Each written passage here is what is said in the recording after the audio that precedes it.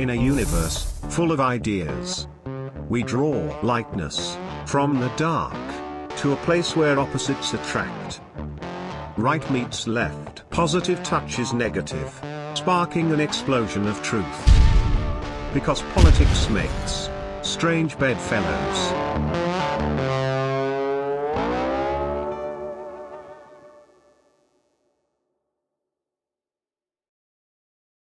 I wanted to dig in a little bit to the past and talk about your political work. You know, you've been, ever since you were in college, you've been very politically active, and you have a really fascinating background in politics. I know at one time, it's okay, when we're young, we all make mistakes, but at one time you were a Democrat.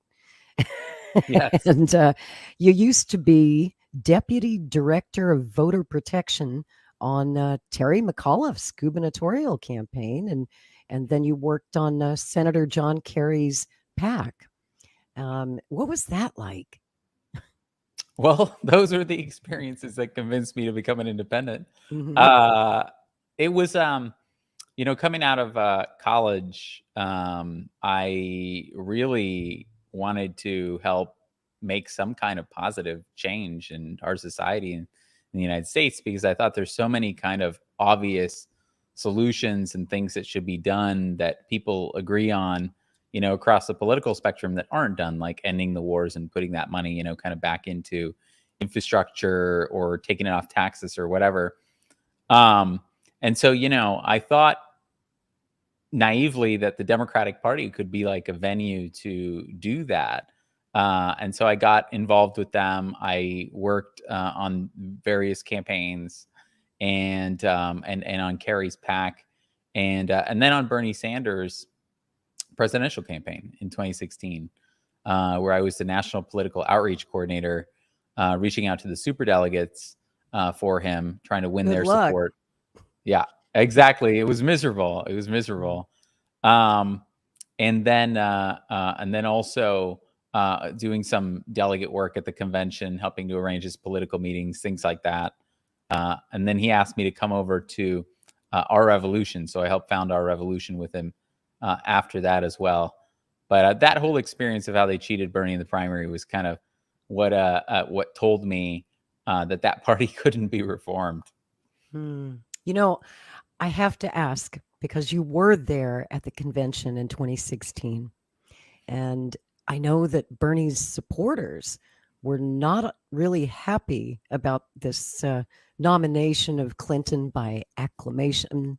Um, how did that feel for you, who had worked so hard to help Bernie get to that convention, to bring all those delegates, only to have Bernie tell everyone to sit down, shut up, just endorse Hillary, it's all good? What was that like? It was terrible. It was Mm, very dispiriting. In fact, I remember that very moment that you were talking about. I I was bet. on the convention hall because I didn't even know he was going to do that, and Mm. so I was on the convention hall when he came up, did it by acclamation, and it just went so much further beyond that too. It was a real slap in the face of the Bernie delegates, and people who had worked so hard for him, like across the country. Just so many unbelievable stories of sacrifice, of people sending in their Social Security checks or skipping, like, there were even some stories of people who like skip, funerals, like, to be there, or to volunteer during GOTV and that kind of thing. But it went even beyond that, because I mean, his since I was there with the team, Bernie was sending text messages to the delegates in the convention hall that were literally coming straight from the Clinton campaign. They were written by Robbie Mook, and they were sent to Jeff Weaver, and Jeff Weaver would send them out to all the delegates in Bernie's name. And of course, they were calm down, settle down, support Clinton. It's such a travesty of an affair. He really should have gone independent, and I encouraged him to go independent. I encouraged him to take the top of the ticket in the Green Party, which Jill Stein offered him, but he didn't want to do that. I remember. And I remember that moment too. I wasn't in the house, but I was watching on television. And I could see that you know, a lot of the Bernie delegates were getting rowdy, and I was expecting a walkout in protest, but Bernie managed to get them under control.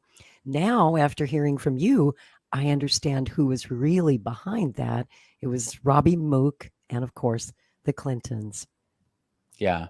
Mm. And they had one glorious moment where they stormed the media tent. Mhm. They kind of misdirected.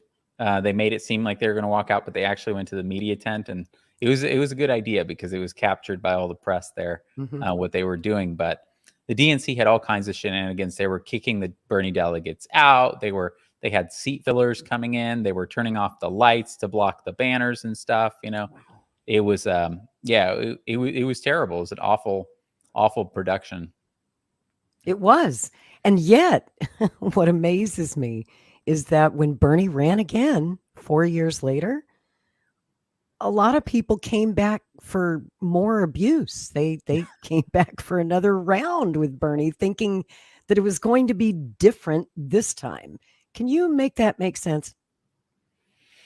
You know, that gets to the foundation of the People's Party. Actually, is that it was born out of a split in the Mhm. Bernie camp, where we represented as the People's Party draft Bernie, the kind of group of those Bernie supporters that didn't believe that the Democratic Party could be reformed. We just watched the DNC, rig the process in the WikiLeaks revelations and everything.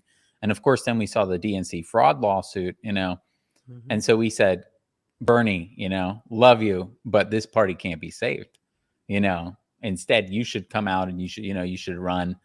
You should run independent, run again in 2020, but run as independent. And so, we in that kind of first phase of what we did, we organized as Draft Bernie for a People's Party. The idea being, come on, Bernie, come out here and join us instead. And let's start a new party in this country, the new party that like 60% of Americans wanted back then. Now it's 70. Right. And run again. And with all those 13 million people who you had vote for you in the primary, and the $240 million that you raised, and your massive email list and everything, we can do this. We can get it done. We can get nationwide ballot access. So you can run, and you can really take on the two parties. And there was an article I wrote in the Huffington Post at the time that was the very beginning of Draft Bernie, where I suggested that happen. And there was such a surge of support for that. But and then it kind of culminated. Draft Bernie kind of culminated in the Convergence Conference, which was a conference that we hosted with a bunch of allies, lots of people who were supporting Draft Bernie, to get him to break with the Democrats finally. And it was at American University Law School. And we had the Draft Bernie town hall where we invited Bernie to hear from us, hear from all of our supporters. There were hundreds of people there. Jimmy Dore, Cornel West, and Shama Sawant were hosting the town hall with me, and Bernie stood us all up. Bernie stood us up, and I remember he that. didn't even want to talk to us, and it was so disappointing. But look at him now. So Right. that's just what the Democratic Party does to people. Yes. And since, I'm working with the Kennedy campaign, Robert F. Kennedy Jr.'s campaign, and he's running in the Democratic Party despite all of our advice not to. Yes. He is, he's on a mission to try and save the Democratic Party. Now, I think that's an admirable mission. I would like to have our Kennedy Democrat values return to that party, but firsthand what an uphill battle that's going to be because you went through it all with the Bernie campaign. And so I'd like to talk to you a little bit about that and what you think Kennedy will face in terms of opposition from the Democratic Party based on your experience with Bernie. Yeah. No, I mean, gosh, so many things. I see it now. It's it was the super delegates, of course, are they have multiple lines of defense. There's of course there's no debates this time, and so I'm sure they're going to stick to that, and because they're terrified of putting Biden on a stage with Kennedy or Williamson. And, then they've reshuffled the primary debate order, of course. They've put South Carolina first. So that's kind of going beyond what they even did to Bernie. They're inventing new ways to rig it. And of course, how did that come to be? And why South Carolina? Why are they putting South Carolina in front of Iowa? Because why? Yeah, exactly. Because that's the state where Biden thinks that he just owns the black vote. And so he thinks he's going to go waltz in there and they're going to give it to him, the first state, and that's going to set the tone for the rest of the primaries, And of course, Kennedy just spent the last 2 weeks campaigning hard and all across South Carolina, drawing big crowds. But something that kind of troubles me is when I look at these crowds, they're 95% white.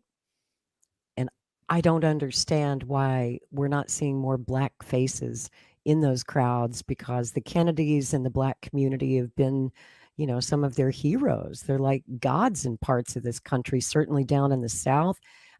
They've got a picture of Jesus over the fireplace, MLK on one side and John F. Kennedy on the other, as the Holy Trinity in much of Southern Black America. So for the life of me, Nick, I can't figure out what Bobby needs to do to bring the black voters over to his side, away from Joe Biden. What the hell has Joe Biden done for Black America? Oh my God, what Ever. hasn't he done to them? Exactly. I mean, this is like, I mean, he's basically like a Jim Crow segregationist, like those are his political roots.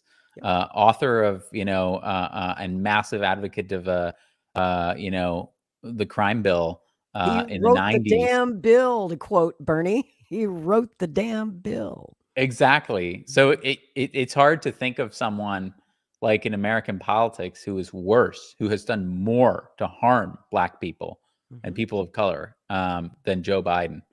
But, in South Carolina and through a lot of the South, a lot of the politics, especially in black communities, it works through those institutions where, people gather through churches, networks of churches, which the Democratic Party, works very hard to retain this kind of tight control over. Good point. Yeah. So what I about, hope he's able to break through. I do too. What about something I've heard you talk about over the years with Jimmy Dore? When you were in that transition back in 2017, 2018, when you were doing Our Revolution and then the Movement for the People's Party, you talked a lot about sabotage of the Bernie campaign from within. I have similar concerns about the Kennedy campaign, to be honest with you. I won't go into detail or name names, but I have some concerns. So tell me a little bit about how that happened and what happened. Well, the way it happened and the thing to look out for, I hope you're listening, Bobby and Dennis and everybody else, is the DNC will plant people in your campaign. They will send people who worked for either the DNC or some consulting firm, into the campaign. They'll kind of advise that this person be hired, or the person will approach the campaign. And that person has relationships, often strong relationships back to the party apparatus. And so those people will then feed information, back to the party, which, the party can use, of course, to try to sabotage the campaign. And we absolutely had moles in the Bernie 2016 campaign. It was well known by the end. And so it is definitely something to look out for. You have to, I think, in building a team, this is always a dilemma, because a lot of the, including for us at the People's Party, because a lot of the experience, especially professional campaign experience, exists in the world of mainstream establishment Democratic politics or Republican politics. And so when you're looking for experienced staff and experience, and professionalism and knowledge, it makes a big difference. it's hard to find those people who have this, who share your viewpoints, and have not worked for all these different candidates, or, who are willing to break from them. But that's what you have to look for. You have to look for people who and feel very assured are very strongly in favor of the kind of change that you represent, and are not what I call the political mercenaries. The Bernie's campaign was divided between the political mercenaries, who are the people who would be working any campaign. In fact, most of them would have rather have been working on Clinton's campaign. And then there was kind of the true believers. Then there was the people who were there for the cause and everything. You got to avoid the political mercenaries, because those people will cut your throat. They don't represent you. They're opportunists. They'll sell you out. They're just doing it for a buck, That is exactly right. And, besides the DNC moles that work their way into these campaigns, I would be remiss not to mention the intelligence community moles who also work their way into political campaigns. And this I can talk about publicly because it's public knowledge, and Bobby himself has talked about it. And this doesn't have anything to do with our staff at the Kennedy 24 campaign. But something that's of great concern to me and to others is, the coziness that exists between Bobby Kennedy and the intelligence community. Of course, his daughter-in-law, Amaryllis Fox, who's married to his son, Robert Kennedy III, former CIA agent, spent many years with the agency. Now, of course, she's one of those who says, oh, I left the CIA and now I'm not, supporting the CIA. But does anyone ever really leave the CIA?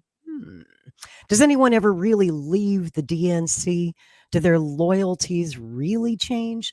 Those are the questions we need to be asking.